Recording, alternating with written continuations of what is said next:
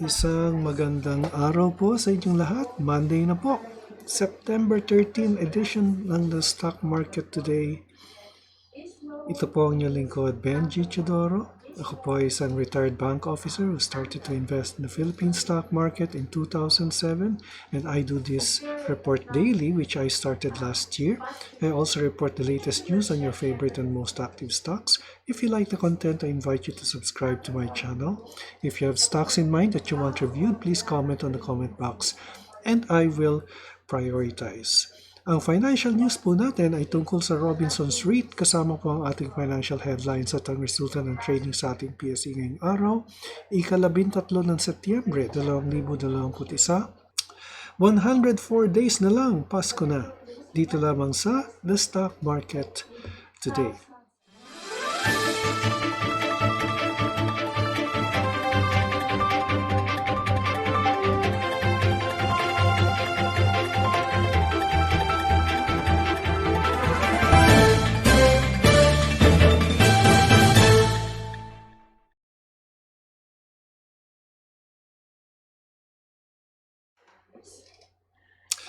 Okay po, so let's start with our financial news. Okay, this is from the business world, no? Bankruptcy court allows PAL to draw from 505 million financing. Then Megaworld's REIT sets lower price for IPO. Ito po yung ating financial news for the day. Then, let's see. Ayala Land Logistics to auction delinquent stocks. Index Corp completes Bulacan Bridges rehab. And banks say buffer loss can cover PAL woes. So let's now go to our main news, which is the Megaworld REIT. Apat na po yung ating REIT, na nandito, na nasa market. At I think this will be the fifth, Megaworld REIT. MREIT Inc. finalized the offer price on its initial public offering at 16.10 per share, lower than the 22 pesos ceiling it previously set. MREIT President Kevin Andrutan said the company decided to put the price of the IPO at an attractive level to allow more upside for IPO investors looking to invest in the long term.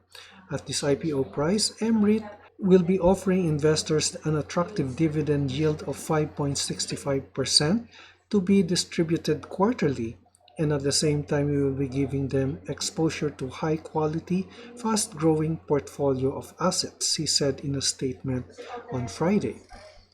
In a listing notice, MREIT said that the offer will consist of 844,300,000 firm shares and up to 105,537,500 option shares. The company is the real estate investment trust sponsored by Tan-led Megaworld Corp. The offer consisting of the firm and option shares stands to raise a total of 15,292,383,750 pesos in proceeds. According to preliminary prospectus dated August 31, MREIT planned to offer 1.078 million common shares or 1.78 billion common shares with an over-allotment option of up to 161,700,000 common shares at an offer price of 22 per share. It would have produced 27.3 billion in proceeds. Call Financial Group Inc. Chief Technical Analyst Juanis G. Barredo said in a mobile phone message that MREIT's price of 16.10 offers a decent prospective dividend yield of 5.65% for June 2022 and 6.8% for June 2023. Although it is lower than Philinvest REITs Corp and RL Commercial REITs Inc., it does bring itself competitively closer to the average yield range of present REIT offerings, Mr. Barredo said. Michael Ricafort, chief economist at RCBC, said the decision of MREIT to make adjustments in its IPO will help entice more investors. In terms of providing more upside more price upside and capital appreciation potential on top of the dividend yield. So, interesado ba kayo dito? I think this is a good investment and this is the new preferred, no? Kasi every quarter, bibigyan ka ng dividendo eh. And by law, you are, an emirate company is mandated to give us dividends, cash dividends, 90% of their earnings. Okay, so let's now go to the happenings of the Philippine Stock Exchange Index. Okay, the index declined by 2.37 points, almost flat at 0.03% down to end at 6968.14 with the net foreign selling at 164 million. So kung makikita nyo po, I drew a wedge here which is a bearish wedge, which means that sometime in the near future or sometime in the next few days, there might be a downtrend kasi bearish wedge po ito eh. Ngayon, meron po commentary dyan si BDO Nomura and may I share that with you. Ito po, no? Ito po yung bearish wedge formation niya. At sinasabi niya dito, ang bearish wedge formation is a pattern formed by a stock whose price is in an uptrend, but the price range narrows as the price of the stock rises. To be considered as a bearish wedge formation, a rising wedge-like shape should be apparent when the support and resistance of the prevailing trend converges at a single point, or also known as the apex. And this pattern typically indicates a negative sign and portends a price reversal when the stock attempts to rally in a bear environment. When a stock fails to hold within this formation, a pattern breakdown may occur, and short-term price decline will likely to follow suit, accompanied by declining volume. This confirms the pattern. So, ang sabi niya, yun pong sabi niya, no? At mukhang ganun nga ang pwede mangyari dito sa notes ni BDO Securities, ano? Na bearish wedge po tayo. At yung kanyang tinitingnan presyo, yung pinaka-apex niya is in the 7,100 level. So malapit na po ma-achieve yan, yung 7,100 level. And that is just 1,000, about 1,000 or less than 1,000 points away. So abangan po natin yan. And then let's take a look at the market summary today. Okay, 119 companies declined, 76 advanced while 79 remained unchanged. However, the all-share index advanced by 0.05, well, almost flat din, 2.07 points up, or 0.05%. The sectoral indices, most of them are down except for services at 1.56% up. Yung financials, holding companies, industrials, mining, and properties are down, and it is not much. This was counterbalanced by services, yung up niya, pero overall, it ended almost or flat at 0.03% or parang patas lang. Break even, kumbaga. Okay, let's now take a look at the most active stocks today. So let's review. By the way, we'll be reviewing MPI, request ito ni Mike Miguel, I think. Tingnan natin. Kasi nag-request po siya nung Friday, hindi po umabot yung kanyang request, Yes, it was the request of Mike Miguel. By the way, we welcome new subscribers, Christian J. A. Vinyas and Rod Torres. And then we also have a new subscriber, Renato Mica de Dios. Renato Mica de Dios. So welcome po at maraming po salamat sa inyong pag-subscribe. Maraming salamat din po, Florbina. Sabi niya, salamat po. Salamat din po. Okay, so let's now review the following. Unahin po natin si MPI. Tapos tingnan natin si Glow Converge, ACEN, TEL, MONDE, LTG, and ICT. Okay, so let's start with MPI. MPI mukhang steady lang to. Uy, bumaba siya, 385. Yan.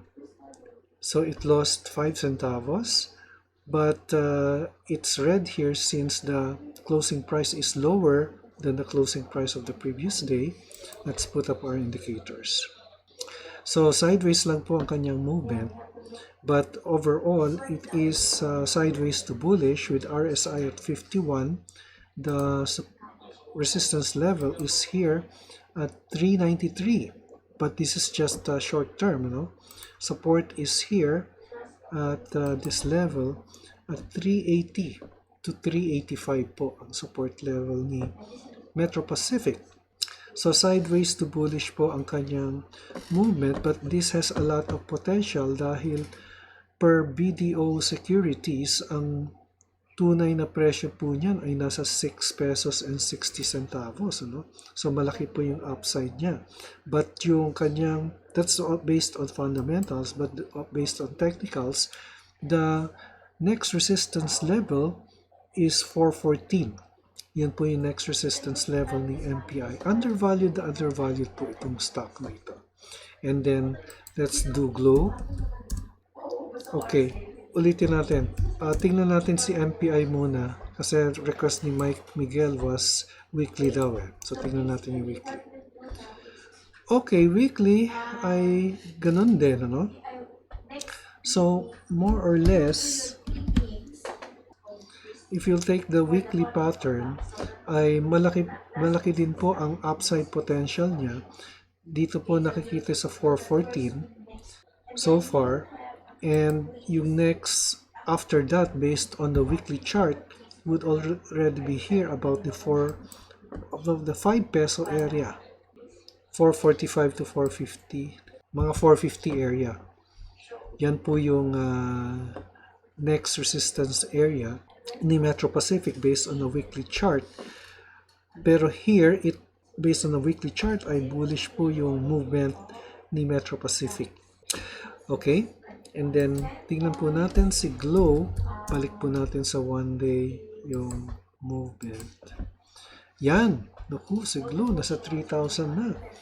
Net foreign buying of 85 pesos. And may special news ba tayo? Kasi si TEL, ganun din ang nangyayari. Globe Partners, no? Walang gaano. Support is here at 2670.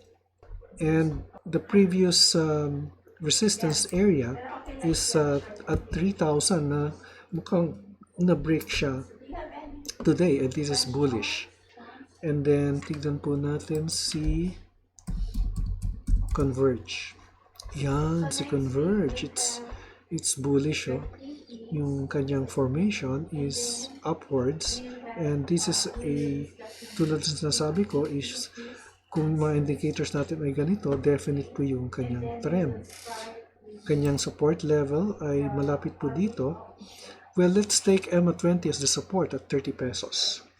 And then ACEN. So ACEN is also bullish, and we also take the EMA20 as our support area, 962 or 963. So the nearest, that's the nearest support level, and it grew 10 centavos today with net foreign buying at 40 million.